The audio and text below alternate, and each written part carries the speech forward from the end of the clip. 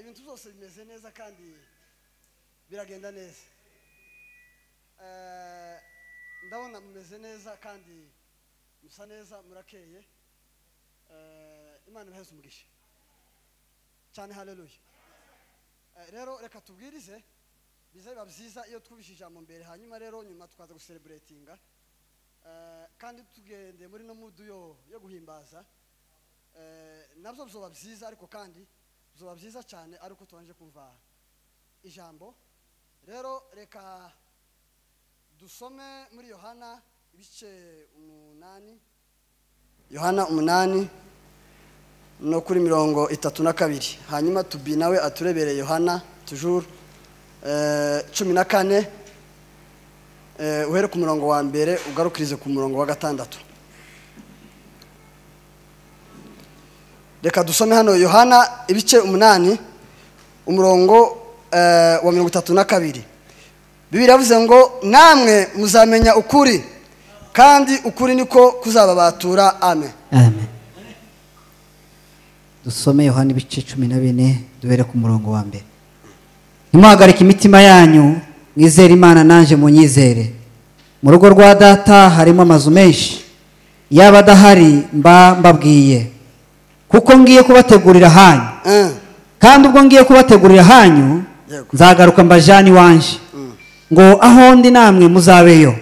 Kandi aho nja inzira murayizi. Toma aramubaza ati, databuja, ituza aho uja, inzira twayibwirwa niki? Yesu aramubwira ati, nije nzira n'ukuri n'ubugingo, nta uja kwa data ntamujanye. Amen. Amen. Haleluya.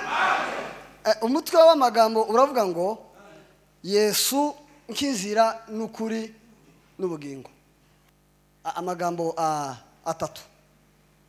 Yesu nk'inzira n'ukuri n'ubugingo.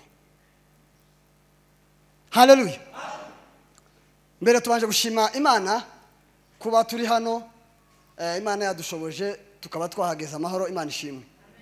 Ijambo rya kabiri turashimira Imana, tunashimira Bishop kuba yaratugiriye icyizere tubwira ngo tuganire ijambo ry'Imana, kandi muzukuri twese turimo abavuga butumwa kandi abavuga butumwa beza. Gusa nuko tuzatubwira ko cyangwa se tukagira ngo hari bamwe bibishinzwe cyangwa se bireba, ariko twese umukristo wese afite inshingano yivuga butumwa hano ku isi. Haleluya. Rero Bishop Imana igweze umugisha kandi duciye bugufi kubwo kubana hantu. Imana ibaheze umugisha. Namwe nanone ndabiyegereje mu ijambo kugira ngo tuze kubana, kandi Imana irabana natwe kandi iradufasha. Haleluya. Narivuze ko tuvuga hejuru ya Yesu Kristo nk'inzira n'ukuri n'ubugingo. Hanyuma nituza kugira hepfo gatoya turaza kuvuga password yo kuja mu ijuru. Password yo kuja mu ijuru, just umubare w'ibanga wo kugira ngo tuzoje mu ijuru. Kandi abantu babitekereza ugutandukanye. Hari abatekereza ko gupfa ari nzira itujana mu ijuru, abandi bagatekereza ukundi, ariko ndaza no gutandukanya uburyo ki gupfa atari yo nzira itujana mu ijuru. Tuze kuvuga n'uburyo ki Yesu Kristo ari we nzira yonyine itujana mu ijuru. Semeni haleluya. Niba byabiza duheze Imana icyubahiro.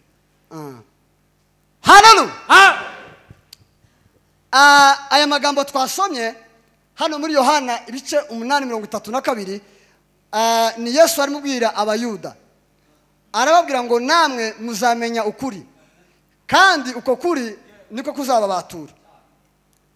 Niba arababwira ngo namwe muzamenya ukuri kandi uko kuri niko kuzababatura, bisigura ko rero birashoboka ko bari bariho mu buryo kibatazi ukuri nyako, bituma rero babwira rino jambo. Haleluya. Hano hepfo rero haje kuboneka igisubizo. Haje kuboneka igisubizo ku murongo wa 5 w'igice cya 14. Toma abaza Yesu ati, inzira twayibwirwa niki? haleluya. Toma yari nk'umuntu ugira amashaka cyane mu bigishwa ba Yesu. Turaza no kureba n'ahantu Yesu amaze kuzuka, amaze kwiyereka abigishwa be, bavuze amakuru ko Yesu bamubonye yazutse, ariko Toma aranga ntiyavyemera. Arabamukereka we uba ufite ubugingo, uba amaze kumenya n'inzira. Haleluya. Biragoye kuva hano na Westland utazi inzira, ni ibibazo bikomeye. Nukuri kw'Imana, niba utazi inzira, none niba ugiye Westland hanyuma ukisanga Soweto, kurabona izo nzira zihuye, tizihuye pi. Westland urashobora gutega straight ugakomeza gutya, ariko Soweto wosubiririye. Kuvuga ngo inzira, kumenya inzira ni ikintu cy'ingenzi cyane. Itangazo, Yesu Kristo niwe nzira yonyine dushobora kunyuramo kugira ngo tugere mu ijuru. Haleluya. Kandi ni nawe kuri. Twebwe ubwacu hari byinshi twishingikirizaho tukabyita ukuri, tukumva kuko ari byo bidufasha kugira ngo tugere mu ijuru, ariko siko biba bimeze. Hari ijambo nashuriwe sanga kuja mu ijuru ntafeya bisaba y'amafaranga, tibishoboka. Ntabwo ari miyambiri cyangwa se ntabwo ari amadolari ibihumbi n'ibihumbi, ahubwo kuja mu ijuru byonyine ni ukuba ufite bino bintu bitatu bikubiye mu muntu umwe. Ni ukuba ufite Yesu, kandi ufite Yesu afite ukuri, afite ubugingo, yamaze kumenya n'inzira. Tayindi shortcut. Ibyo dukora nta na rimwe n'umunsi n'umwe bizadefanda urugenzi rwacu rwo kuja mu ijuru. Haleluya. Hano ku murongo wa 6 Yesu aramubwira ati, nije nzira n'ukuri n'ubugingo, ntawuja kwa data tamujanye. Haleluya. Ni ukuvuga ngo inzira itujana kwa data yonyine ni Yesu Kristo. Ano magambo yababwiye ngo ntimuhagarike imitima yanyu, mwizere Imana naje munyizere. Ni igihe yari hafi no kugera mu rupfu, akomeza gusezera abigishwa biwe, ababwira amagambo, arababwira ngo timuhagarike imitima yanyu, mwizere Imana naje munyizere. Arababwira ngo mu rugo rwa data harimo amazu menshi, iyo aje kuba ntayahari mbambakuriye inzira ku murima. Ni ukuvuga ngo iriya mu ijuru amazu yaruzuye. Amazu yaruzuye, ni ukuvuga ngo nta fundraising n'imwe twokora uhereye hano muri Afurika ukageza muri Amerika na Asia na Australia ngo twubake inzu iriya mu ijuru. D'ailleurs twibajije ikibazo tukavuga ngo ikibanza cyo mu ijuru nangahe? Twabona igisubizo kweli? None niba tutazi ibiciro by'ikibanza twomenya ibiciro by'inzu? Atukuzwe. Amen. Tugira guke. Haleluya. Amen. Ta fundraising nimwe, iryo ni itangazo rinyuze ku isi hose twokora kugira ngo twubake inzu mu ijuru. Amazu yaruzuye, kandi ayo mazu ni meza. Yesu yabwiye abigishwa, barabwira ngo iyo ataje kuba hari mbabwiye. Ukomeje gusoma ibice byo hepfo, Yesu bamaze kumufata bamujana mu rukiko kwa Pilato, ari mu rubanza, kandi usarire abayuda nta kindi bari kubahora Yesu, ntacyo pi, ngo nuko ngo yise nk'umwana ngo w'Imana, kandi akavuga amakuru neza yo mu ijuru uko ari. Nukuri kw'Imana akavuga amakuru yo mu ijuru uko ari, ngo nicyo ngicyo, ngo nuko yita nk'umwana w'Imana. Pilato abisuzumye asanga Yesu arera, nta kibazo na kimwe Yesu afite. Arabwira ati reka mubaheze mwenyine mumenye uko mubigenza. Ariko nabo baranga, baravuga ngo twotimiza ijambo rivuga ngo Yesu arapfa. ngo bidutimirireho ngo bizumvikane ko twishe Yesu. Haleluya. Noneho barangije bamaze gusuzuma urubanza, Pilato aravuga ngo nta rubanza Yesu afite. Hanyuma Pilato abaza abayuda, arabaza ati ese Baraba na Yesu mbabohorere nde? Abayuda baravuga ngo utubohorere Baraba. Haleluya. Nk'umuntu w'umujura mwicanyi, baramubohora, Yesu akomeza kuba muri prison. Kandi igitangaza natangaye na Petero. Petero yari umwigishwa mu bigishwa bari bagaza bakurikira Yesu cyangwa se abigishwa ba Yesu. Ariko Yesu ngo ari mu gashamba k'Getsemane yaramubwiye ngo wowe Petero, isaka itarabika uzobunyakanye inshuro 3. Yesu bamufasha ari nijoro. Bwagiye guca Petero yiyakanye Yesu inshuro 3. Bakamubaza ati se ko tubona uri umwe mu bigishwa bagendanaga na Yesu, waba uri we? Oya, agakana. Kandi igitangaza amaze gufata Yesu, kira gitero cyari gishorowe na Yuda, Petero yajanye nabo. Ibyo bibazo byose bari kwamubaza, Petero yari ari kumwe nabo. Ngo hari mu ijoro, ngo haba imbeho, ngo barakomeza barota umuriro, abasoda bari aho ngaho bari kota umuriro, kandi na Petero yari ari aho ngaho. Ariko muri abo basirikare hakaba hari umwe ufitanye isano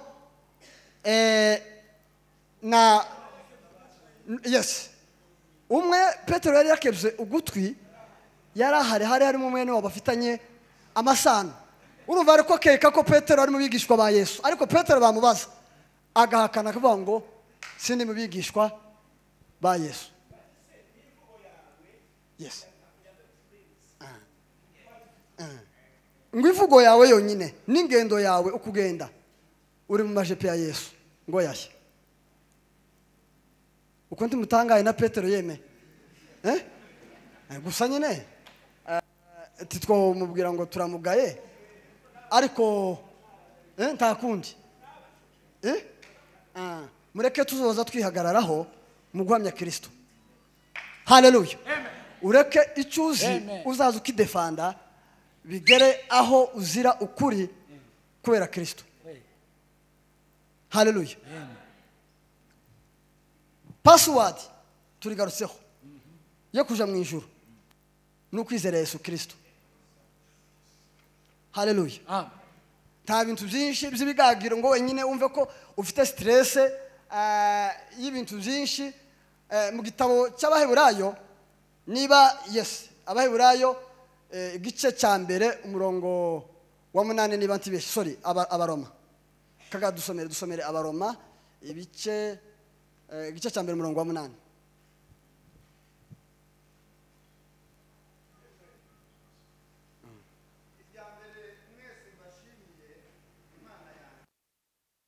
Saho papa saho ni mu Baheburayo, sorry. Abango abari muri Kristo Yesu, nuko rero abari muri Kristo Yesu. Yes, good. Urumva nakoze inverse. Yes. So papa, yes.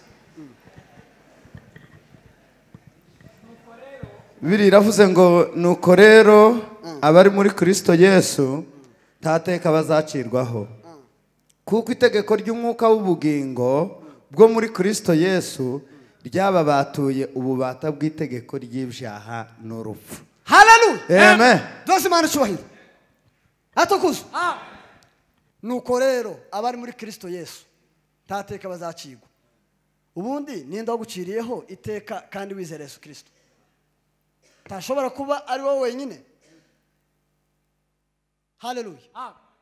Abari muri Kristo Yesu bose tateka bazacirwa, kuko itegeko ry'umwuka w'ubugingo ryababatuye mu itegeko ry'ibyaha n'urupfu. Cyakagira umunsi n'umwe uzongera kwiciraho iteka ngo uvuge ngo tuzaja mu ijuru. Niba uzi Yesu Kristo waramwemeye uzaja mu ijuru. Nakoze definition zitoya. Akenshi twebwe tuzi ngo kuja mu ijuru ni uguca mu rupfu, cyangwa se urupfu niyo nzira itugeza mu ijuru. Ntabwo ari byo. ndaza gukora definition mutegera hano gatoya nazanditse kugira ngo ntaza kubabwira amafuti. Definition ya mbere nakoze hejuru y'urupfu kugira ngo tumenye itandukaniro kuja mu ijuru. Twavuze ko ari ukuba ufite Yesu Kristo. Hanyuma rero gupfa cyangwa se urupfu ntabwo ariyo nzira itujana mu ijuru, ahubwo gupfa ni etape ya nyuma yo kubaho muri iyi si. Haleluya, Hallelujah. haleluya. Ariko kandi akaba ari nayo etape ya mbere yo kubaho iteka ryose muri Kristo Yesu kubiza. Dusubira muri iyo definition. Ni ama definition 9. Nuyandika aragufasha. Tutugosora ko umuntu apfuye ngo yagiye mu ijuru. Oya, just niba tuzi kuko yizera umwami Yesu tuzamubwira icyizere yuko yagiye mu ijuru. Ariko niba apfuye gusa bisanzwe kuko turaza no kuvuga ari definition yavuga iyo gupfa bija inzira itugeza mu ijuru. Aba Islam nabo bogiye mu ijuru kubera ko nabo barapfa. Ariko kubera ko batizeye umwami Yesu habe nubwo bapfa ariko bafite danger kubera ko banze kwizera umwami Yesu. Haleluya, Hallelujah. ko turafashwa. Yego. Definition ya mbere twari tuvuze ngo gupfa ntabwo ariyo nzira itujana mu ijuru, ahubwo gupfa ni etape ya nyuma yo kubaho muri iyi si. Ariko kandi akaba ari nayo etape ya mbere yo kubaho iteka ryose muri Kristo Yesu kubizera umwami Yesu. Amen. Definition ya kabiri iravuga ngo abafa kubizera tibavuga gupfa ahubwo barasinzira, ariko batizera barapfa. Urabona rino jambo gupfa ni nkaho mu Gifaransa hari chapitre twize y'amafigure de style, hari yo bita hyperbole. Iyo hyperbole yani ni figure de style yo ku exagere ikintu, kurengesha ikintu. Iyo avuze ngo runaka yapfuye uzumva ko just nkaho ntabyiringiro by'uko kandi tuzongera kumubona kubera ijambo bakoresheje. Ariko twebwe kuba Kristo twakagombye kuvuga ngo yasinziriye. Definition ya gatatu, yes, gupfa kubatizera ni ukubura ubugingo buhoraho. Definition ya gatatu, gupfa kubatizera ni ukubura ubugingo buhoraho. Kuko Bibiliya yavuga ngo unyizera wese naho yaba yarapfuye azongera abeho. Nuko umuntu wizera azongera nubwo yaba yarapfuye azongera kandi abeho. Gupfa kubizeye umwami Yesu ni uguhindura residence. Iyo ni definition ya kane. Gupfa kubizeye umwami Yesu ni uguhindura residence cyangwa se makao cyangwa se ibyicaro sizo cyangwa se ubuturo. Ukava mu buturo mukava mu buturo bwo mu isi ukaja mu buturo bwo mu ijuru, kandi ubwo nibwo buturo bw'iteka ryose. Gupfa ni inyungu kuba Kristo, hanyuma bikaba igihombo kuba pagani cyangwa se kubatizera. Twebwe kubapfa ni inyungu. Haleluya, Hallelujah. cyane haleluya. Hallelujah. Gupfa kubizera ni inyungu, ariko kandi kubatizera ni igihombo kubera yuko abizera bazongera babeho, abatizera bazapfa nyine. Nuko namwe mwongeraho akanya. Definition ya gatandatu iravuga ngo iyo gupfa kuja kuba ariyo nzira itugeza ku Mana cyangwa se mu ijuru, aba Islam nabo bogiye mu ijuru kubera ko nabo barapfa, kuko nabo baca mu rufu.